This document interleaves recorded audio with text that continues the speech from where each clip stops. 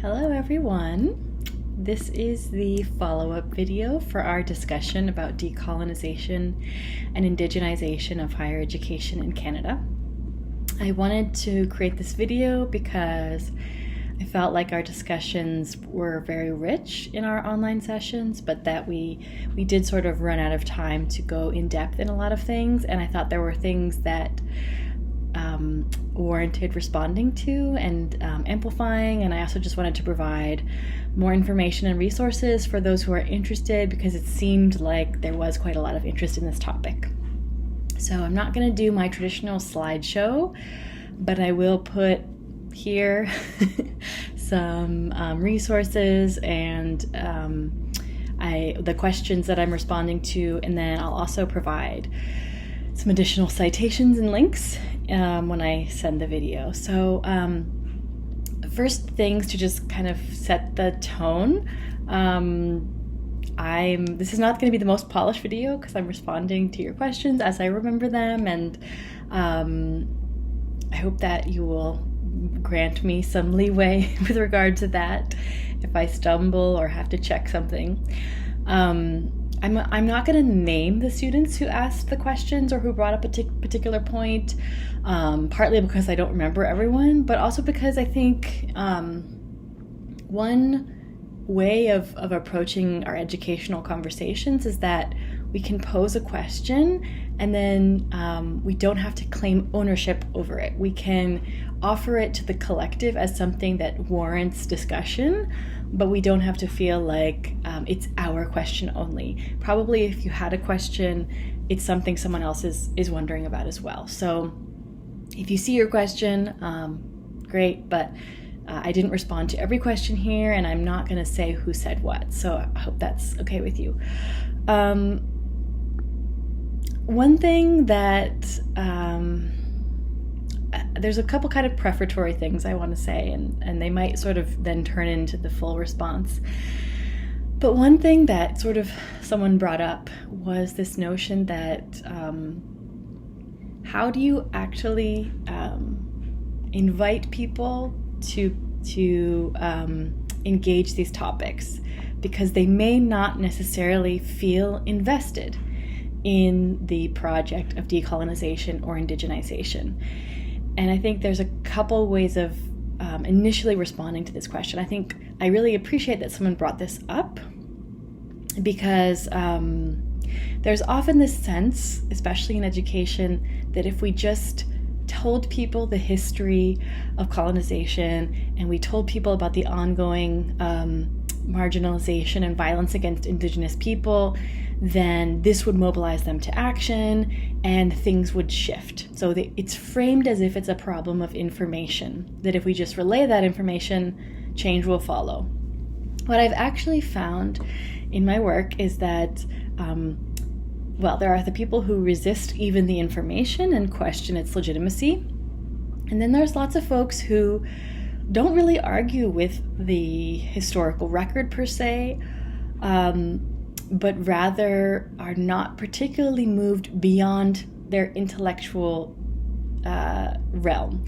So in my work with the groups that I work with, including Indigenous collaborators, we talk about the fact that, decolonization of higher education or any education is not just an intellectual project or a cognitive project. There are certain responsibilities and injustices that occur on the cognitive level that we need to address, but there's also shifts that would need to happen at the affective level and the relational level, as well as economic, political, and ecological layers. So generally in higher education, we only focus on the intellectual or the cognitive. And I think that we're missing out a whole set of important dynamics that enable the continuity of colonization and therefore must be addressed if we want to move toward decolonization. So I will be talking about some of that today, but I just wanted to flag the fact that there's many, many layers to this work, and reading articles is important, but it's only one part. And if we're committed to this work, then we need to think about what our responsibilities are in those other layers. And I think, in terms of shifting someone, to go back to the question, to invite them to be concerned about this issue, it might have to happen beyond the intellectual layer.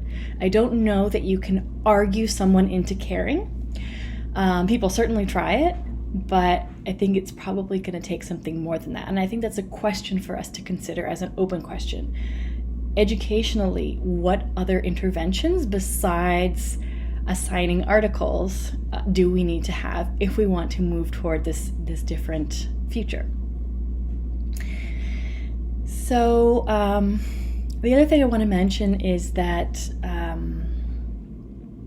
in general, this work is difficult.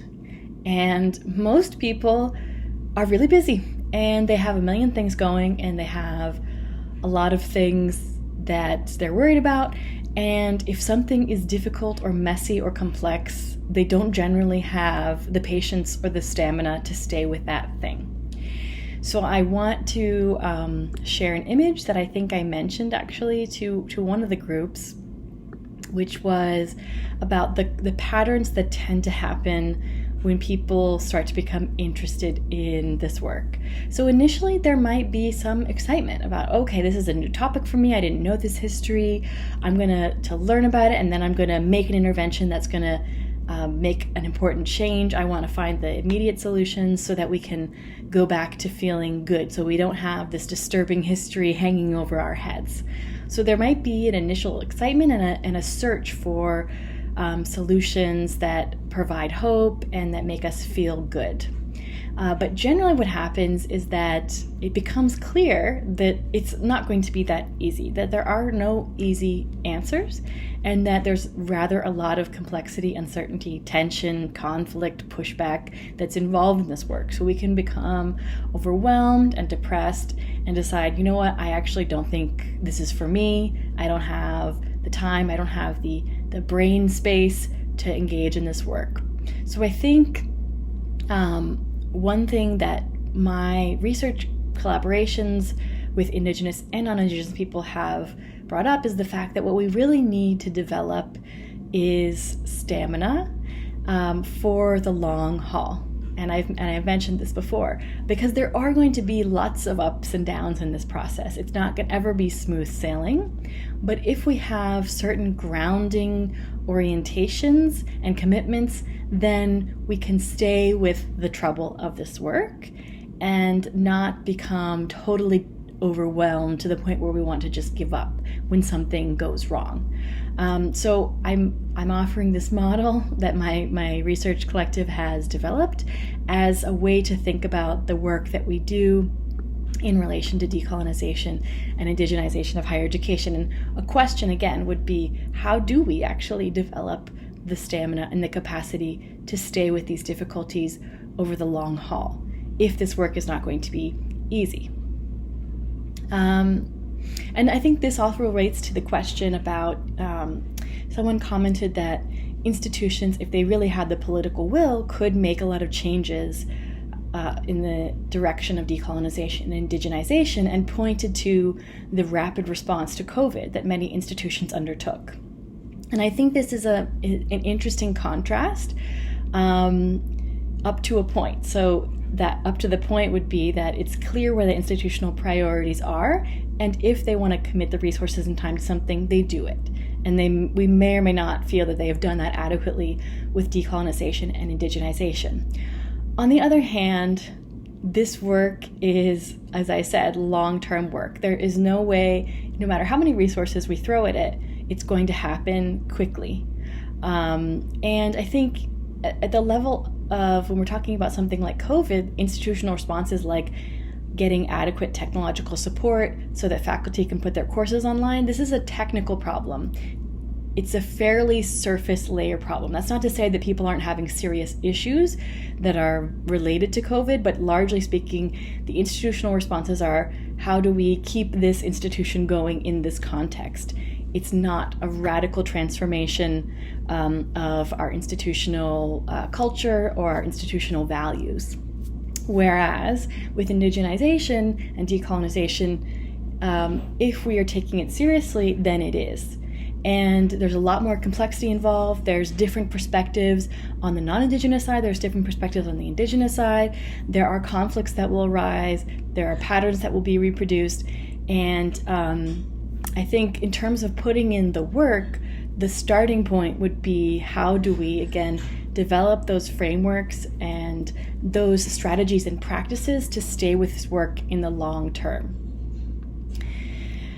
So one other thing, as sort of a framing, is this idea that, and this is something I've actually learned from working with Indigenous collaborators, is that we often in Western thinking focus on form. And this also explains why we are generally seeking universal solutions for something like indigenization or decolonization, or we're looking for checklists, because we think if we just had the right strategy, we could figure it out and we could apply it everywhere and we could then solve this problem once and for all. But what actually is required here is adaptability, and looking at the context we find ourselves in and asking what is possible in that context. So you need to first be able to read that context, understand the ecology of relationships, of different perspectives, of power relations, and then see toward the direction of decolonization and indigenization what could move us. Not so much that we would know what the end point is, because I don't think we do. We don't necessarily know what decolonization would actually look like, but we can see when we're stuck. So I think one of the things that I invite us to do as educators involved in this work is to ask how, in different contexts, we can move people so that they get unstuck from the colonial patterns that they and we get stuck in. So that requires very different sort of set of skills and capacities than looking for universal answers. And I'll come back to this, I think, throughout to kind of illustrate what I'm talking about. But one way of working with this is thinking back to the reforms. So the reforms that I have been referring to throughout the course are not fixed spaces. On the one hand, there's probably one of those that you're more drawn to than others. And you can see in your institutional spaces where one is more dominant than the other. But rather than sticking with one of those reforms and trying to implement them everywhere, you might go into a space and ask, where are they? And what would it take to move them in a different direction, to deepen their analysis? And they may be very, very far from beyond reform, and you have to just kind of bracket that and say, well, what would push them beyond thinking that there's no need for reform at all? So it's not the conversation you might want to be having, but in terms of enabling different things to be possible, the next step might be to move people toward the soft reform while gesturing toward the fact that there's all these other perspectives. So you can use the strategies of each of those spaces strategically in order to move the conversation. And it requires a bit of practice and to be able to do that well. And it requires a bit of being able to step back from your investment in what you want to see to seeing what is possible in a particular place. So yeah, that's also what I wanted to say. I think, so I know I'm not necessarily addressing the questions themselves, but I think these are all topics that have come up in our discussions. One of them, also in relation to this notion of movement, is the fact that there are multiple pathways towards this decolonizing work. And not only are, different Indigenous people seeking different transformations, because Indigenous people are heterogeneous, as all people are, and even one person might have conflicting desires. So I don't think that it's necessary to say, well, we need to create a whole set of entirely different institutions, or we need to just focus on indigenizing the mainstream institutions. We can do both, and we actually need to do both because there's important learning to be had in both, and those contexts enable different kinds of things. So part of the work of being involved in decolonization and indigenization is situating yourself. Where can I support this work? And if you're in a mainstream institution, it's probably there. But acknowledging and understanding what's happening in those other contexts can help deepen the work that you're doing in the mainstream institution. I think there's lots of people commenting on the fact that there are certain reforms or approaches that feel tokenistic. And land acknowledgements is often pointed to as one such reform. And I think we've all seen instances where those land acknowledgements indeed are treated as a checklist, that they don't really inform what the content that follows. It's just seen as something we have to do in the same way as we have to make announcements at the beginning of a course, for instance. But going back to the notion that it's about movement and not form, I don't know that we can say that land acknowledgements stay in one of those static reforms, like they're only a soft reform, because there are many different ways of doing them. So there are ways that would prompt us to think more majorly or more beyond. I have heard acknowledgements in that way. And it's also about context. So for instance, although it's becoming increasingly common in the US to do land acknowledgements, for many years it was not. And it had become commonplace in Canada before it was even introduced in most places in the US. So during that time, to introduce a land acknowledgement in the US context was more radical because it wasn't a topic of conversation. It wasn't something people even thought of. So this really shook them. So it had a different impact than if we did it in a context like UBC now, where it's become commonplace. So that's why I'm saying it's not necessarily about the form or the specific activity itself, but how it's being mobilized and what context it's being mobilized in. So I know this kind of is a shift in the way we generally think about these things. We like to think like, this is the thing we need to do, this is the bad thing. But unfortunately or fortunately, it's a lot more nuanced than that, and it requires developing the sensibilities and sensitivities to the context and what is possible.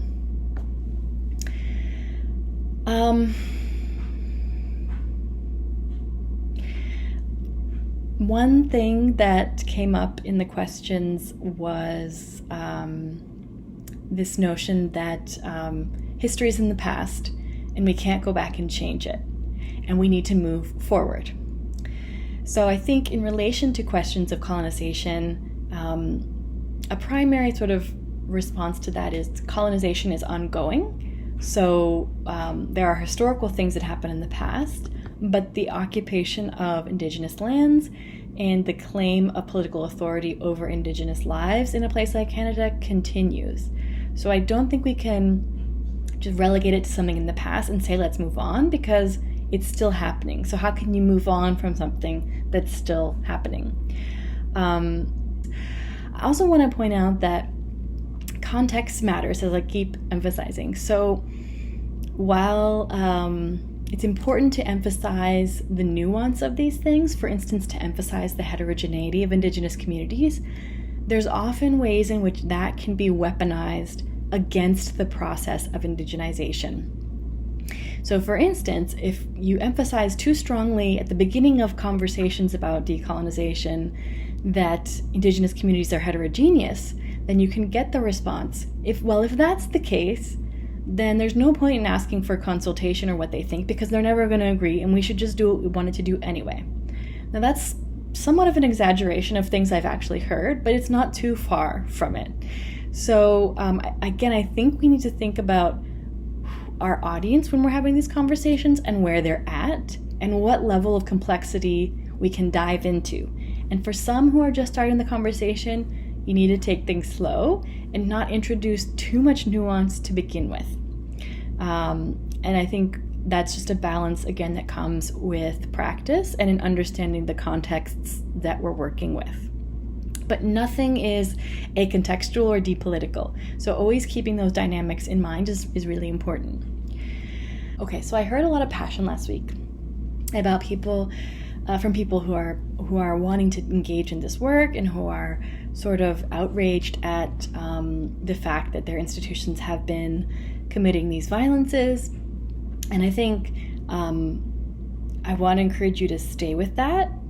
And I want to encourage you again to think of the ecology of possible responses that happen when we discuss indigenization and decolonization.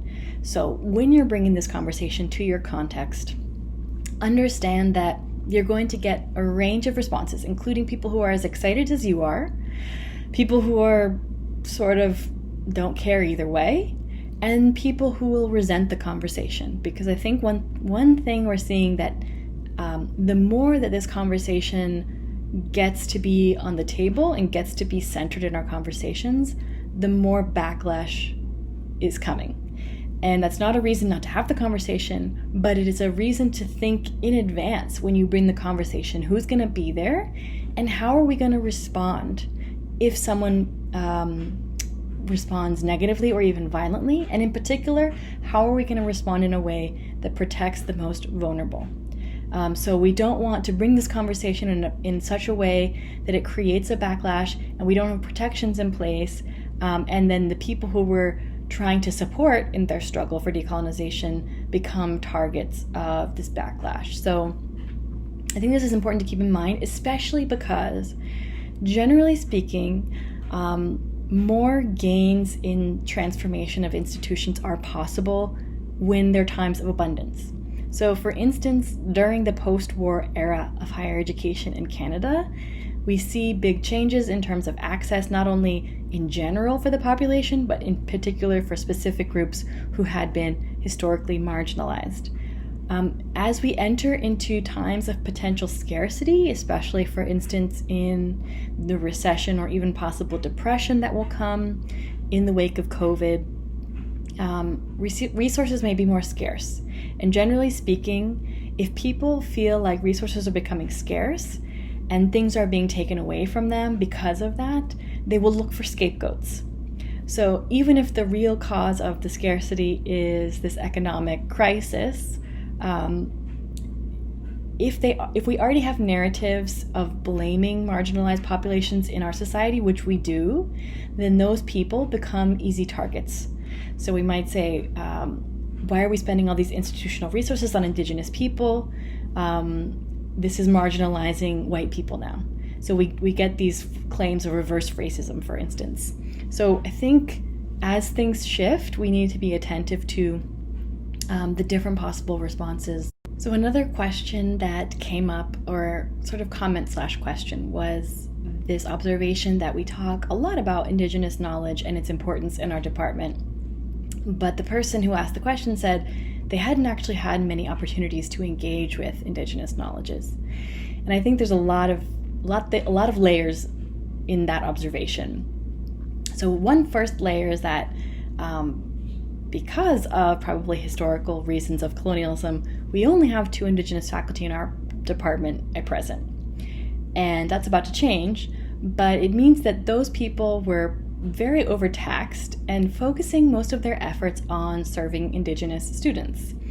So I think that's one thing to keep in mind, is that although we might be interested in engaging in Indigenous knowledges, in terms of priorities, it's probably other Indigenous students and communities that we want to prioritize in having access to Indigenous knowledges. The other thing is that I think there's a lot of hesitancy from Indigenous peoples around sharing knowledge with non-Indigenous people because of the patterns that tend to be reproduced when that happens. So one of these patterns is the way that knowledge tends to be appropriated by non-Indigenous people. It tends to be grafted from Indigenous contexts back into Western frames in ways that really do not attend to the specificities of those knowledge systems and the entirely different ways of knowing in which they're embedded. So keep in mind, and I think, and I mentioned this in one of my earlier lectures, we are people who have been engaged in non-Indigenous knowledge systems, and many of us Western knowledge systems, for our entire lives. So we have, depending on where you're at in your life, probably 12 to 20 years of schooling and of education in that form of knowledge system. Now, when we encounter Indigenous knowledges, we are like babies. We do not have the context, we don't have the frameworks to really know how to relate to those knowledges in a respectful way, in a way that doesn't simply reproduce the colonial pattern of claiming that knowledge yet again. So I think we need to be extremely careful when we engage those knowledge systems. I'm not saying we shouldn't do it, but we need to have probably a lot of things in place, one of which is an awareness of the kinds of patterns that tend to happen when non-Indigenous people encounter Indigenous knowledges. And if you haven't read Kasha Henekew's article, I would highly recommend it, because he talks about grafting, which is the ways that non-Indigenous knowledge or ways of knowing tend to get grafted back onto Western ways of knowing and being. So it's in a way that conditional inclusion. We will bring in your knowledge, but you have to translate it in a way that makes sense to us, up to the point where it stops really being authentic to that knowledge. So one way of reframing why is it that there aren't more opportunities to access Indigenous knowledge would be, how can we do the preparatory work that would make us sort of worthy of being invited to engage Indigenous knowledges in a respectful way that doesn't reproduce colonial patterns. So to that end, one of the things I wanted to share is a series of what are called metaphorically radars. And these are developed with my research collective, again made up of Indigenous and non-Indigenous people, for attending to the patterns that tend to be reproduced not only when non-Indigenous people access Indigenous knowledges, but in general when we seek to have relationships with Indigenous people or transform our institutions towards decolonial changes. So rather than a checklist or a set of competencies, these radars are things to develop. They're sensitivities to certain patterns and certain power relations that we can develop, and then when things happen, we start to notice those patterns. And we notice them in ourselves and we notice them in others. So it's about having the affective capacity to respond with sobriety, especially when you're the one reproducing the pattern and someone calls you out about it or calls you in about it, but also to an attention to the dynamics that are happening in a particular context. So I'm going to include this link here as things to think about in terms of how we prepare ourselves to do this long haul work of transformation.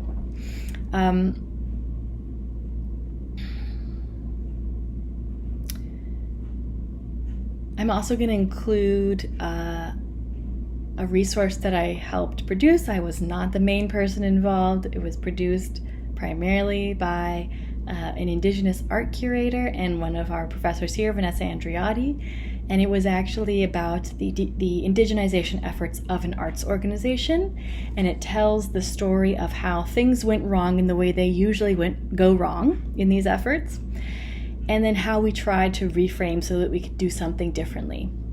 And we're actually working on adapting this to the higher education context specifically, so if you're interested in this, I would look forward to maybe getting your feedback on a draft resource that could be useful for higher education contexts. One of the things someone mentioned was, specifically in relation to the Stanley piece, that while they valued the critique that was included in the piece, they felt that the form reproduced colonial patterns. And I think this points out this difficulty of, even when we have good intentions to disrupt colonialism, those good intended efforts can reproduce colonialism themselves. And maybe they interrupt some dimensions of it, but reproduce others.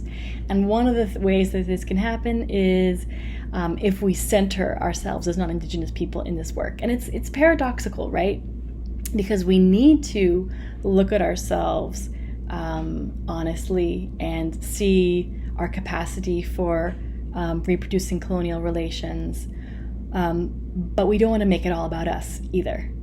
And there's a paradox of needing to tell the stories of how we're complicit in colonialism without that becoming the whole story. So how do we integrate those conversations, these kinds of conversations, in a more respectful way that understands the need to have Indigenous voices also leading this work? And I feel some anxiety about that myself in producing this video, because I'm obviously a non-Indigenous person who's trying to help support others to engage in this work based on what I've learned and the generous teachings that I've received.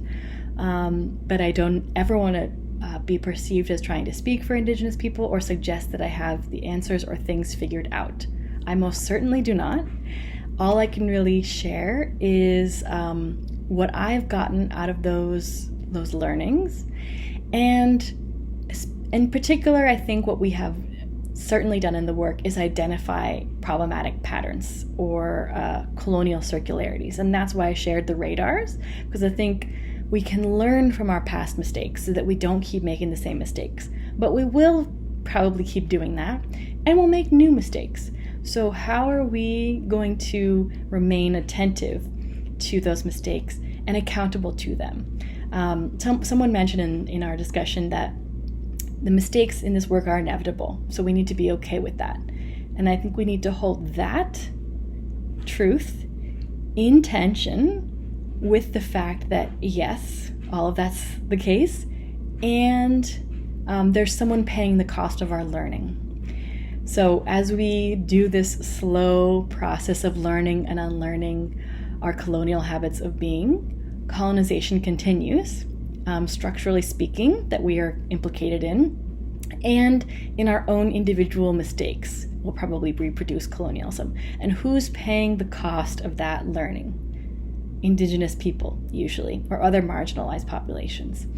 So keeping both of those things in view, that yes, there's no other way but to go through this in a way that is going to entail us making mistakes. But in that process, how can we be accountable for the communities that are essentially paying the cost of our mistakes?